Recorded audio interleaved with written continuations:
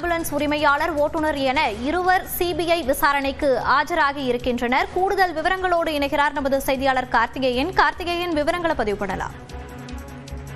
கரூர் துயர சம்பவம் தொடர்பாக அந்த பகுதியில் அன்று செயல்பட்ட ஆம்புலன்ஸ்கள் மற்றும் கரூரில் உள்ள ஆம்புலன்ஸ் ஓட்டுநர்கள், உரிமையாளர்கள் என இரண்டாவது நாளாக இன்று தற்போது சிபிஐ அலுவலகத்தில் 2 பேர் ஆஜராகி விளக்கம் அளிக்க உள்ளனர். கரூர் மாவட்டம் வேலுச்சாமிபுரத்தில் கடந்த மாதம் செப்டம்பர் 27ஆம் தேதி விஜய் மக்கள் சந்திப்பின் போது கூட்ட நெரிசல் ஏற்பட்டு 41 பேர் உயிரிழந்தனர். 110க்கும் மேற்பட்டோர் காயமடைந்து சிகிச்சை பெற்று வீடு திரும்பிய நிலையில் அந்த வழக்கு தொடர்பாக சிபிஐ விசாரணை மேற்கொண்டு வரும் நிலையில் கடந்த மாதம் 17ஆம் தேதி முதல் அதாவது சிபிஐ விசாரணை மேற்கொண்டு வரும் நிலையில் அந்த பகுதியில் வேலுச்சாமிபுரத்தில் சிசிடிவி காட்சிகளை ஆய்வு செய்தும் மற்றும் 3D லேசர் ஸ்கேனர் மூலமாக அளவீடு செய்தும் பணிகளை மேற்கொண்டனர். அந்த பகுதியில் உள்ள வணிக நிறுவனங்களிடம் 2 நாட்களாக கிட்டத்தட்ட 25 பேரிடம் ஆய்வு செய்து அவர்களை நேரில் சம்மன் அனுப்பி விசாரணை மேற்கொண்டனர்.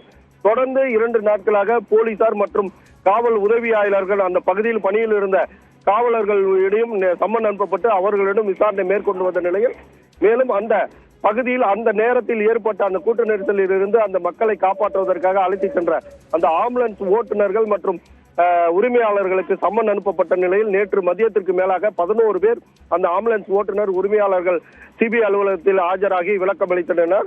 குறிப்பாக அந்த 11 பேர் 6 பேர் உரிமையாளர்கள், 5 பேர் ஓட்டுநர்கள் வந்து ஆஜராகி விளக்கம் அளித்தனர். இன்று 2வது நாளாக ஆம்புலன்ஸ் ஓட்டுநர்கள் மற்றும் உரிமையாளர்கள் என தற்போது 2 பேர் உரிமையாளர்கள் அந்த இடத்தில் ஆஜராகி விளக்கம் அளிக்கின்றனர். மேலும் தற்போது நேற்று அந்த கிட்டத்தட்ட விசாரணை மேற்கொள்ளாத நிலை இரவு நேரமானதால் திரும்பி சென்றவர்கள் மேலும் தொடர்ந்து வருவதற்கான வாய்ப்பு இருக்கிறது. தொடர்ந்து சிபிஐ அதிகாரிகள் தீவிரமாக விசாரணை மேற்கொண்டு வரும் நிலையில் அந்த பகுதியில் அன்று செயல்பட்ட ஆம்புலன்ஸ் ஓட்டுநர்கள், உரிமையாளர்கள் என பல்வேறு தரப்பினருக்கு சம்மன் அனுப்பப்பட்டு தற்போது சிபிஐ அலுவலகத்தில் ஆஜராகி விளக்கம் அளித்து வருகின்றனர். விவரங்களை பதிவு செய்தமைக்கு நன்றி கார்த்திகேயன்.